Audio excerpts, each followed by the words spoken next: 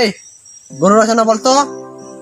Sir, গরু আমাদের গৃহপালিত পশু।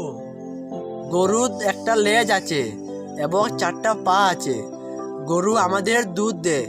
গরু 2টো শিং আছে। দামড়া গরু আমাদের দুধ দেয় না, আর দামড়ি গরু আমাদের দুধ দেয়। দামড়ি গরুর দুধ খেতে আমার খুব ভালো লাগে।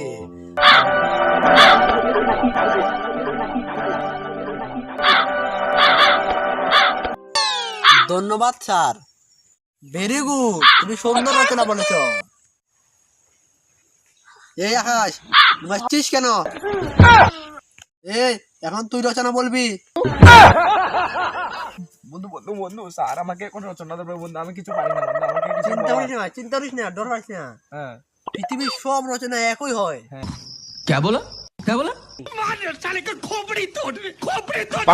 হ্যাঁ বল। আমি যে রচনাটা বলেছি হ্যাঁ। তুই ঠিক সেইভাবে সেই রকম রচনাটা বলে দে। শুন শুন ভাই, সব রচনা একই হয়। আমি যেভাবে রচনা বলেছি তুই ঠিক সেভাবে বলে দিবি। কথা মাথা রাখবি। আমি যে গরু বলেছি তুই গরু বলবি না। স্যার তোকে যে নামটা বলবে তুই সেই নামটা বলবি। বাবাকে নিয়ে একটা রচনা বলতো। বাবা আমাদের গৃহপালিত পশু।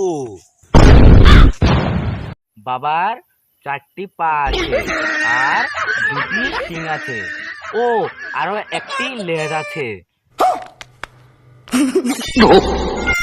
দামড়া বাবা আমাদের দুধ দেয় না, আর দামড়ি বাবা আমাদের দুধ দেয়। দামড়ি বাবার দুধ আমার ভীষণ ভালো লাগে।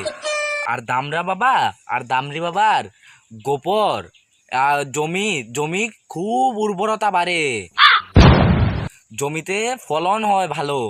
আর দামড়া গরু দিয়ে এভাবে হুস হুস হুস এদিকে এদিকে হুস হুস হুস এভাবে হাল বায়। ধন্যবাদ স্যার, ধন্যবাদ স্যার।